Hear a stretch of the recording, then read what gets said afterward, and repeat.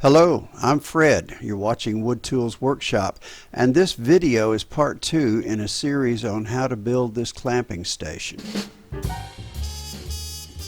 In part 1 we focused on getting all the pieces cut out. Now we're going to build the clamp head support, which consists of an upper and lower rail and 7 rail spacers. It also involves some drilling and embedding of hardware. The upper rail and lower rail are the same size, 3/4 hardwood cut 3 inches wide by 46.5 long. You actually need to cut 3 of these because the lower rail consists of 2 of them glued together. This project appeared in Shop Notes magazine, issue number 62 in March 2002. I can't post the plans for it because they're copyrighted, but Shop Notes has provided an online cutting diagram which gives the dimensions of all the pieces. In the description, I provided a link to that diagram as well as a list of needed hardware.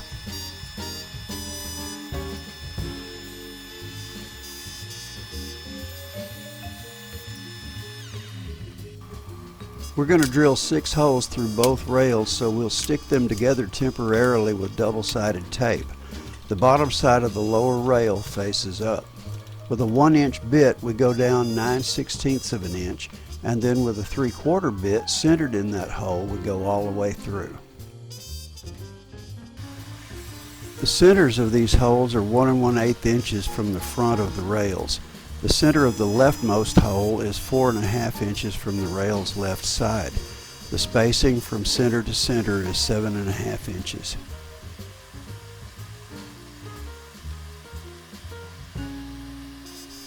You didn't see me drill that first hole because I spent a lot of time getting the depth of the bit right. No use making you watch that.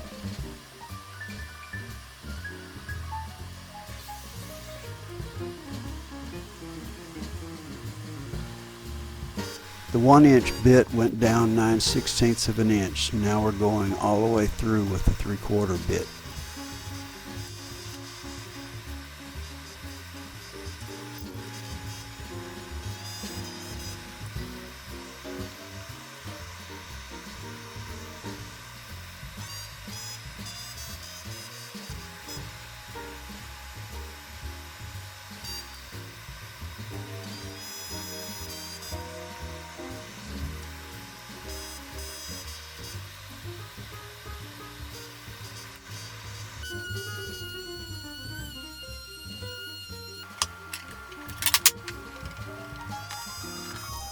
Next we're going to press and epoxy a 5/8 inch hex nut in each of the 1-inch holes.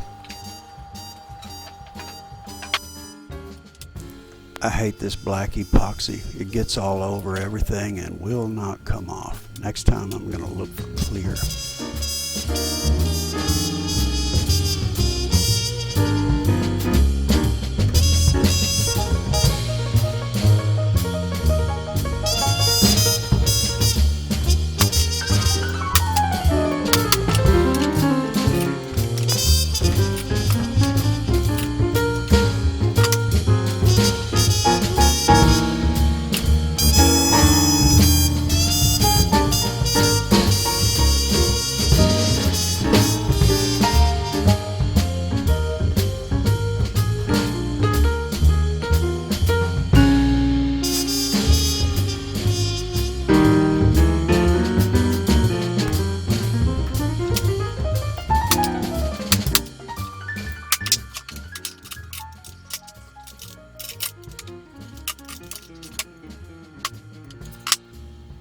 We have the nuts in the bottom rail. Now we're going to put bronze bushings in the holes in the top rail.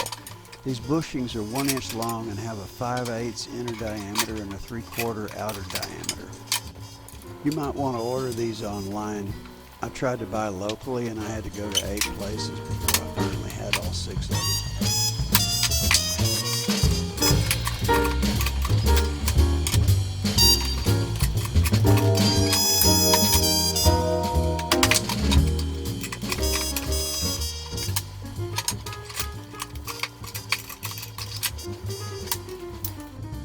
Here I'm telling you some measurements, but I wanted to speed this up so I killed the audio. We're measuring where the screws will go that hold the rails to those 7 3-inch by 3-inch spacers sitting on the corner of the bench. The leftmost spacer is centered at 3/4 of an inch in from the rail's left side. After that, like the holes, the spacers are 7.5 inches apart from center to center.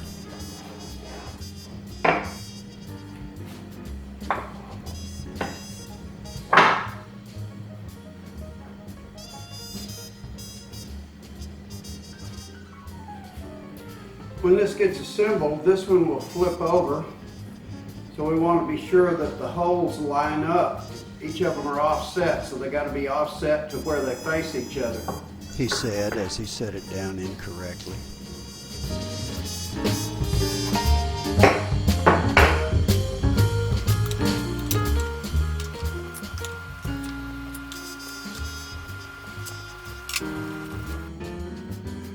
I'm using number 8, 1.5 inch flathead wood screws.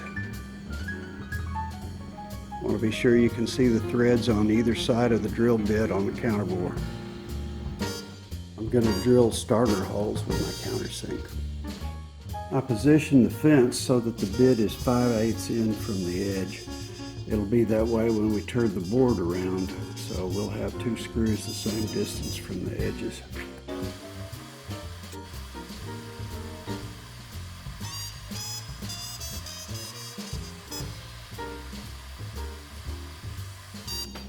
I was about 1/4 of the way done with drilling these holes when my camera decided to shut down on me without telling me so.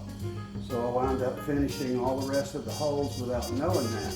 As a result, there's no video of it. So let me tell you what I did. Once I had drilled all the holes on the side closest to the fence, then I turned the board around,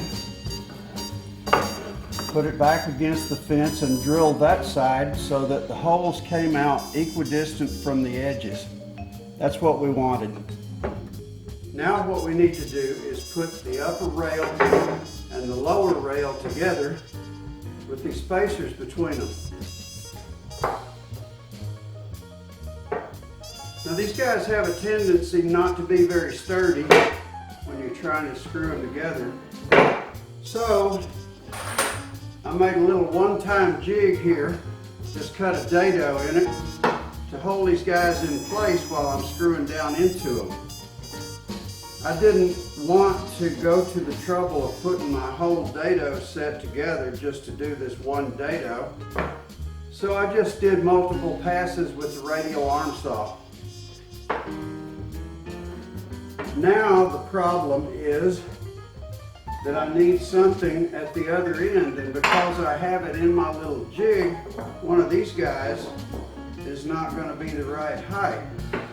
So that's what I have this for. It's another little jig that I made, and it is specifically for the purpose of getting underneath something and holding it at a certain height. Adjustable. Isn't that neat?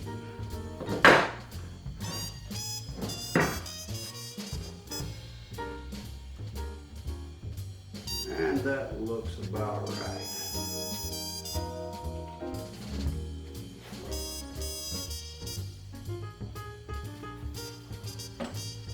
I was so spoiled on this when I got it, battery powered drill, that I got to the point where I never used my electric drill anymore.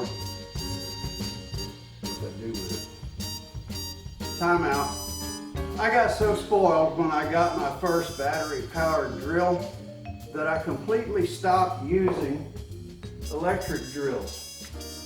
But there comes a time when this guy comes in handy after all, assuming you only have one of these, because I'm about to drill a hole down in here, and then I need to go ahead and put the screw in it immediately after I drill the hole. So rather than stand here and constantly swap the bit out, just use 2 drills.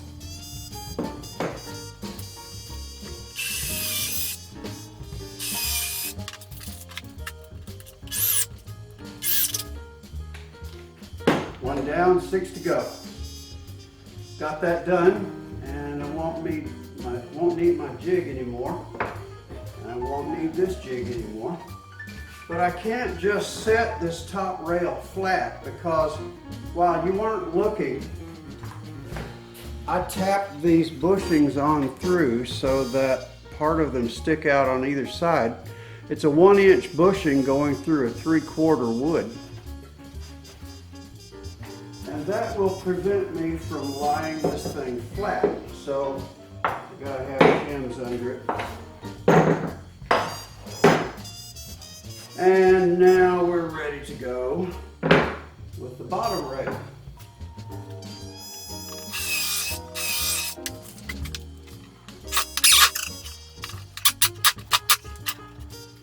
I believe at this point I'll just go down here and put one in that end.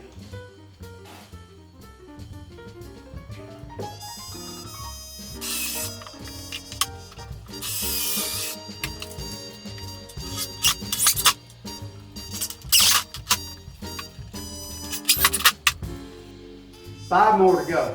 We're done with one section of the clamping station. This is the clamp head support. It will attach to the platform and hold the clamp heads at the top.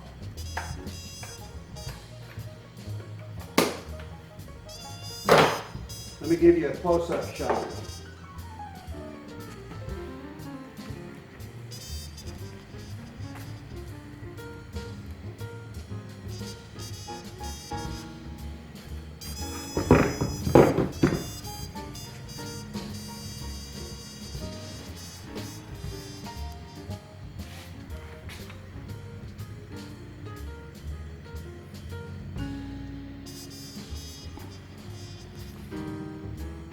I've decided I want to round the outer edges. I have to make sure it's the outer ones and not the ones that are up against the platform. The bushings and nuts are not centered, they sit toward the front, so it has to be these and not these.